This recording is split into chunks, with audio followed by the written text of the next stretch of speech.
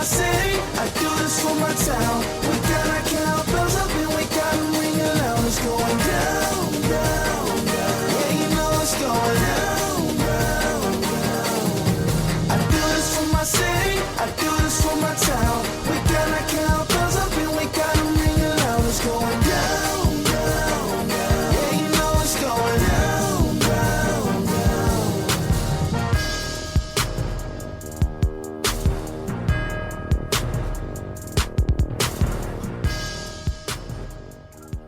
Ladies and gentlemen, welcome to another edition of Maroon Maniacs. Tonight, we're going to try something a little different, and we're going live if anybody wants to call in. I am one of your half of your co-hosts. I'm Jay Stubbs. My other half over here, Derek Thomas. What's going on, Bulldog fans? Hop on the Leach passing plane, baby. We're going to be chunking it down the field like the oop-de-oop. The oop-de-oop. We're going to run the oop-de-oop at State. That's Varsity Blues if y'all don't know. You know.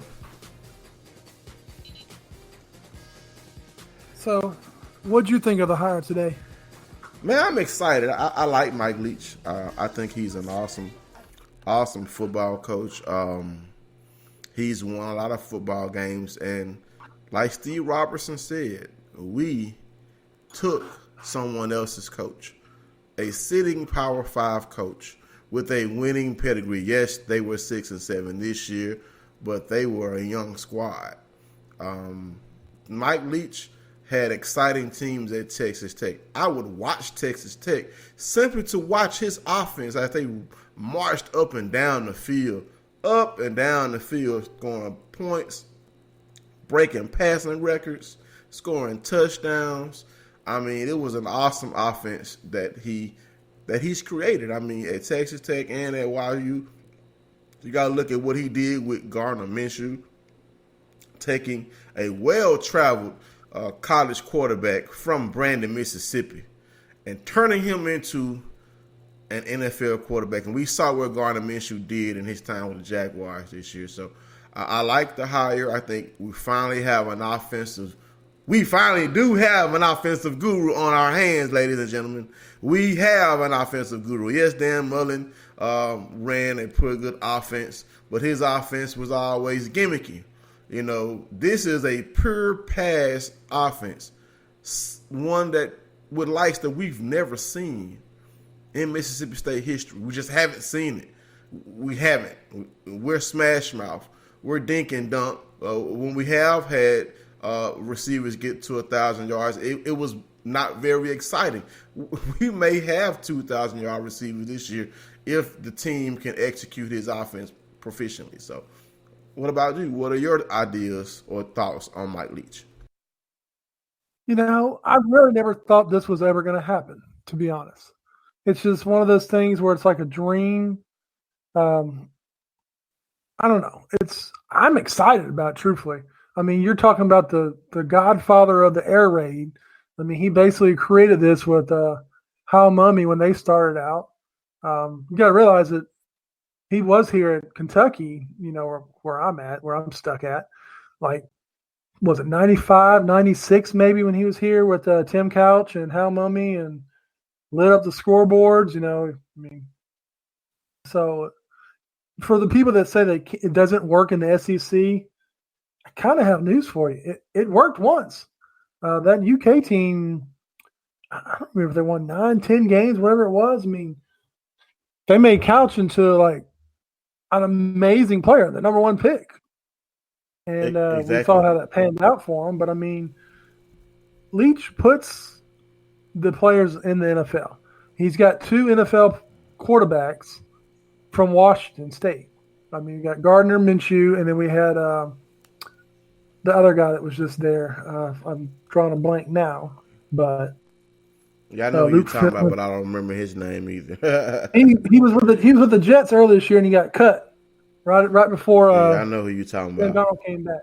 But I mean, like, right there, 2 quarterbacks in the NFL that actually got to play, that have started. And Gardner's lighting it up right now. So, and he does it with players that are not your typical 4- and 5-star shows. I mean, your stars. Exactly. I mean, here's the thing.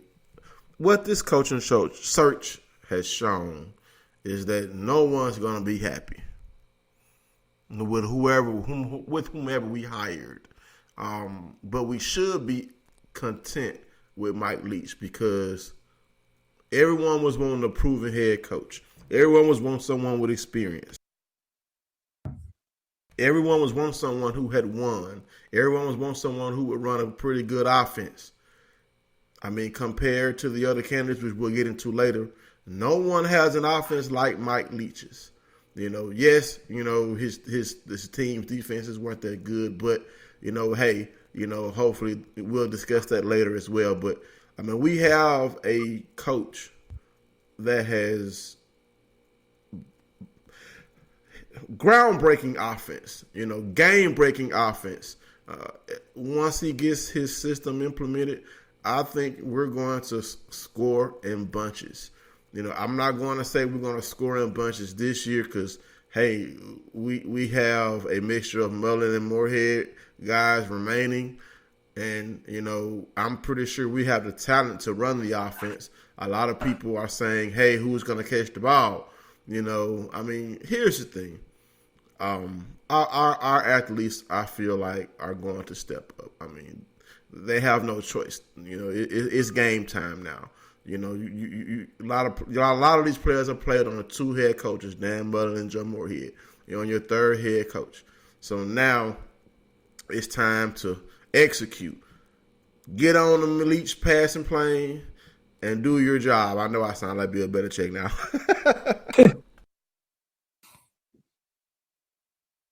So, this is a man, like, I'm just looking at his coaching record now. But he also has a law degree. This is a very intelligent person. He can be he could be a lawyer somewhere. He doesn't have to coach football. He chose to coach football. Started out in Cal Poly in 1987. Then coached at a place called College of the Desert. Then the Pori Bears overseas. Then back at Iowa Wesleyan. Then Valdosta State. And then Kentucky. Then Oklahoma. And then he starts his run of being a head coach in 2000 at Texas Tech. Then at Washington State. And now he is the head coach of our Mississippi State Bulldogs, an overall 139-90 record as a head coach. He is, bar none, the most winningest head coach we have ever hired in my recent memory, as far as since I've been alive. I would have to look and see about the coaches of old. But Jackie didn't have a record like this. Dan didn't have a record like this. Slot didn't have a record like this. Definitely Joe Moorhead didn't have a record like this. Rocky didn't. So this is one of the most, I guess you can say, proven commodities at head coach that we could have hired among all the popular candidates outside of Gene Chizik, who I feel like if you take out his one season with Cam Newton, he's a very average, below average football coach with a national championship win, thanks to Cam Newton, who should have been his butt in maroon white. But that's a podcast for another day. We are here to talk about Mike Leach joining our ranks as head coach of the Mississippi State Football Bulldogs, and the excitement that this is bringing. I saw the video with him coming in on the plane. On the video, you see Gary Schrader on the scooter. I think he had surgery, off-season surgery. Colin Hill was there. I couldn't make out who the other guys were. Did you see the video? I forgot who was all there. I think Jarian Jones was there. Kobe Jones was there. I think Marcus Murphy was there. Just kind of going off of memory or whatever we saw there, because I was actually driving home when everything was kind of going down and didn't want to go home at the time. I wanted to sit there and watch stuff. So I got home, was able to watch. Joe Coleman was able to just live stream it. So I was watching his stream. I do have one fun fact for you.